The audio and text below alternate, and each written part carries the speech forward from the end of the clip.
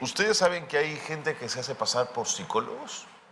Hay algunos inescrupulosos que sienten la necesidad de engañar a otros, que buscan rédito económico o que han estudiado dos cositas menores y se sienten psicólogos y entonces de esa manera dan servicio. Bueno, el Colegio de Psicólogos del Perú está poniendo el acento en el tema y está denunciando abiertamente esta práctica y nos acompaña para hablar de ello el decano nacional del Colegio de Psicólogos del Perú, el señor Miguel Vallejos, a quien le agradecemos por supuesto su presencia. Decano, bienvenido. Muy buenos días. Gracias por estar con nosotros. Por la invitación. ¿Exagerado o se está produciendo esto? Bueno, no es exagerado porque hace un par de semanas hubo una denuncia en una televisión donde un coaching, ¿no?, haciéndose pasar por un entrenador en algunas conductas, ¿no?, sobre el logro de un trabajo, lamentablemente empezó a hacer acoso, ¿no?, y de alguna manera abuso sexual. Y eso es lo lamentable, ¿no? Después de la pandemia y después de la virtualidad, hay muchas personas que están vendiendo ciertos servicios relacionados a la psicología, ¿no?, como asesorías personales, coaching, ¿no?, algunas terapias, entre comillas, alternativas, que lamentablemente están haciendo daño a las personas que son vulnerables por su salud emocional, ¿no? Entonces, en ese sentido, esa es la preocupación y, por tanto, la población tiene que tener claro que para poder hablar sobre temas emocionales, psicológicos, debe haber un profesional especializado, capacitado para ello en salud mental, que es el psicólogo que estudia 6 años para comprender un tema profundo, que es la psicología de cada persona, ¿no? Pero, decano, es innegable que en los últimos años ha habido una irrupción de esto que se denomina coach y sobre todo coach ontológico, ¿no es cierto? Así es. Que ha impactado profundamente en mucha gente que se siente atraída por la propuesta. ¿Por qué hay que marcar distancia respecto al coach? ¿Por qué? Porque no todos los profesionales, ¿no?, se especializan en áreas, ¿no?, como es el tema de la salud física y la salud mental. Entonces, la salud mental o la salud psicológica necesita una comprensión profunda, ¿no?, porque tiene muchos factores que conllevan a tener problemas, ¿no? Estamos hablando de una historia, de traumas, estamos hablando de patrones de crianza culturales, ¿no? Entonces, todo eso es comprendido por un profesional que se prepara años y se sigue preparando una vez obtenido la licencia, sigue las formaciones, ¿no? Por ejemplo, se puede formar en psicoterapia, o sea, no todo psicólogo que sale de las aulas universitarias y se licencia puede hacer psicoterapia, se tiene que formar. Entonces, el coach para nosotros es un tipo de intervención post, ¿no?, licenciamiento en psicología, para poder dar algunas habilidades y recomendaciones para mejorar su vida. Pero no es tan solo dar la recomendación, ¿no? O sea, no es decir, esa es la receta, sino que el psicólogo tiene que entender primero quién es y hasta qué punto está preparado para dar las recomendaciones correspondientes. De acuerdo. ¿A partir de este informe saltan las alarmas o ustedes ya habían detectado esta intromisión de otros profesionales en el mundo de la psicología? Ya habíamos detectado y hemos hecho algunos pronunciamientos, ¿no? Este es una de las perlas que se presentan, ¿no?, para poder ilustrar hasta qué punto una persona que tampoco ha trabajado sus temas personales, ¿no?, como ser violentador o ser violador, acosador sexual, ¿no?, aprovechándose de la preocupación de las personas para prepararse, ¿no? Entonces, hay personas que tienen, por eso que los psicólogos estamos en constante preparación, en constante formación, para evitar, ¿no?, que nuestros temas personales puedan afectar a nuestros clientes en ese sentido, ¿no? Tanto cuidar. Y ahí es donde actúa el colegio para garantizar, ¿no?, un ejercicio legal de la profesión, un ejercicio competente, ¿no?, regulado, donde se pueda cumplir y pueda dar un adecuado servicio a la población. Correcto. Mientras lo escuchaba, pensaba también que en el mundo de la terapia psicológica, de la ayuda en salud mental a determinados grupos, hay una suerte de confidencialidad donde el paciente vuelca sobre el profesional en psicología emociones muy profundas y muy personales, ¿no es cierto? Son revisiones de daños que pueden estar ahí acumulados durante años, ¿no es cierto? Y claro, se lo cuentan a alguien que no tiene la pericia, porque no es un psicólogo, no se ha preparado para ello, de encaminar y de recomendar correctamente qué hacer con esas emociones. Así es, así es. Eso es lo que tenemos que manejar y saber cuándo, ¿no? De generar ese espacio y cómo manejar, ¿no? Porque muchas personas han reprimido todos esos problemas históricos, ¿no? Todos esos traumas, han sobrevivido a toda esa historia, pero llega un momento en que ya, en algún momento de vulnerabilidad, empieza a emerger algunos problemas psicológicos, ¿no? Entonces, necesita alguien que esté preparado, entrenado, uno para escuchar y otro, una vez destapado estos problemas, pueda ayudar a resolverlo, ¿no? Pero lamentablemente, pues, personas que no están preparados, que no conocen cuál es la profundidad de estos problemas, lamentablemente destapan o detectan que hay una vulnerabilidad y usan otras artimañas. Claro, se aprovechan justamente más bien de esa vulnerabilidad, ¿no? O se aprovechan de esa vulnerabilidad sin saber cuál es su código de ética, cuál es su responsabilidad, cuál es su compromiso para manejar y ayudar adecuadamente a las personas, ¿no? Decano, aprovechando que está aquí, lo quiero llevar a otros terrenos. Quisiera hablar con ustedes de salud mental en general en nuestro país.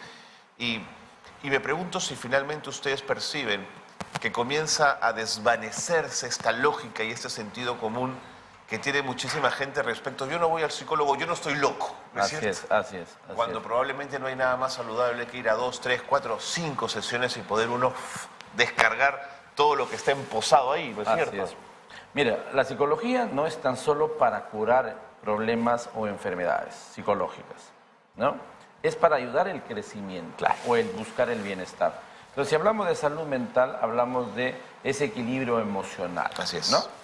Entonces, no es la psicología que probablemente está para los trastornos psicóticos, como entre comillas, locura, ¿no? Que también se trabaja. Se pueden abordar, por supuesto. Pero hay problemas cotidianos como el estrés, la ansiedad, la obsesión, la preocupación, la incertidumbre, que a veces no deja dormir, ¿no? Que a veces nos genera ciertas reacciones o a veces no nos da ganas de ir a trabajar, ¿no? Que tienen mucho con relación a la depresión. Entonces, todo eso son problemas cotidianos, problemas naturales que todo el mundo manifiesta. Entonces, ahí está el psicólogo, primero para que usted pueda ser escuchado, un espacio privado, confidencial, donde usted pueda expresarse libremente y el psicólogo pueda ayudarlo a resolver esos conflictos, ¿no? Como todas las personas que tienen conflictos, les va a dar algunas estrategias, ¿no? Primero a comprender su problema y de repente cuál es la salida, ¿no? Porque a veces damos vueltas en el problema. Entonces, el psicólogo está entrenado para dar esas habilidades, esas herramientas para poder salir de su problema y mejorar o de repente repensar sobre su nueva vida también, ¿no? Porque a veces uno está acostumbrado a vivir una vida y se conflictúa y ya no tiene más techo, pero podemos repensar y plantearle otro plan de vida para que se sienta feliz. Entonces, ahí es donde entra la psicología. Clarísimo. ¿No?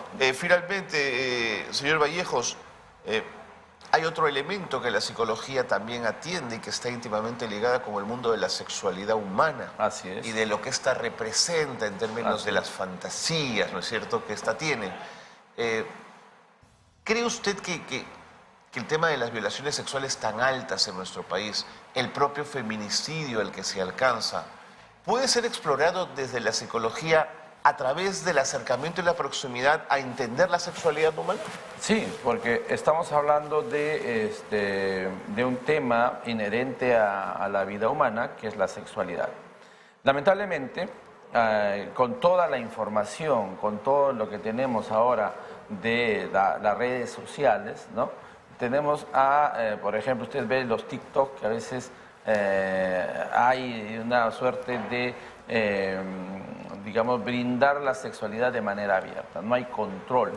Entonces tenemos que repensar... Y una erotización muy temprana, mucha erotización, ¿no? Tocar un poco la sexualidad como tema de objeto también, ¿no? Que se objetiviza a la mujer. Entonces todo eso conlleva a que los consumidores sean también muchas veces los niños y adolescentes. Sí, señor.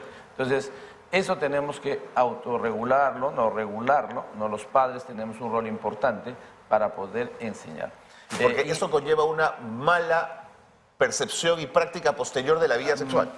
Más adelante va a Así tener es. este problema, pero también tenemos que ver que tenemos problemas en el control de las emociones, en el sentido de manejar la frustración, y muchas veces estas personas que han tenido estas dificultades, cuando entran en una relación empiezan a controlar o a Así es. perseguir o pensar que tienen un derecho en una relación y violentar, ¿no? Entonces, Eso se gestó en un momento anterior, ¿no es cierto? Esa actitud no vino de casualidad, vaya. va creciendo. Va ¿no? creciendo. Y la última, digamos, como una suerte de acoso, de violencia psicológica, ¿no? De violencia sexual, porque obliga a su pareja muchas veces a tener sexo, ¿no? No es consentido, o de repente si son casados tienes que, eres mi mujer, por ejemplo, y por tanto me debes responder, ¿no? Sexualmente, y ahí es donde empieza digamos, la violencia psicológica, la violencia sexual, y lo último de esta pirámide de la violencia es la violencia física, y el último sería el feminicidio, ¿no? Entonces, esto es un aprendizaje, un desarrollo que tenemos que pensar, como lo conversábamos anteriormente, desde la escuela. Totalmente. Porque ahí tenemos que Totalmente. formar Justamente. al nuevo ciudadano, y tenemos 11 años. Así No es. tan solo formarlo digamos, en la inteligencia, sino también hay que formarlo emocionalmente, en la inteligencia emocional. Muy No tan solo brindarle conocimiento, sino formarlo en habilidades blandas, en competencias personales, y que sea un mejor ciudadano, ¿no? Y un futuro profesional que contribuya a la sociedad, ¿no? Decano, gracias por haber estado con nosotros. Gracias por haber Muchas puesto gracias por la entonces invitación. las alarmas. Cuando uno quiera contar con el servicio de un psicólogo, lo primero preguntar, ¿eres o no eres psicólogo? Y luego preguntar si estás inscrito, por supuesto, en el Colegio de Psicólogos como una garantía de la ética y la deontología profesional. Que vamos a cuidar, ¿no? Y vamos a vigilar el buen ejercicio Correcto. del psicólogo. Y tenemos nuestra página web, ¿no? Ahí está toda la información y los Ahí accesos. está, Muy donde bien. se busque su psicólogo colegiado, y ahí encontrará si el psicólogo realmente está siendo regulado y Totalmente, cumple totalmente. con esta norma. Gracias, decano, por habernos Muchas acompañado. gracias a usted y muchas Hasta la gracias próxima. a su público. Hasta la próxima. Miguel Vallejos ha estado con nosotros, decano nacional del Colegio de Psicólogos del Perú, hablando de temas importantes. Se han quedado bastantes en el tintero.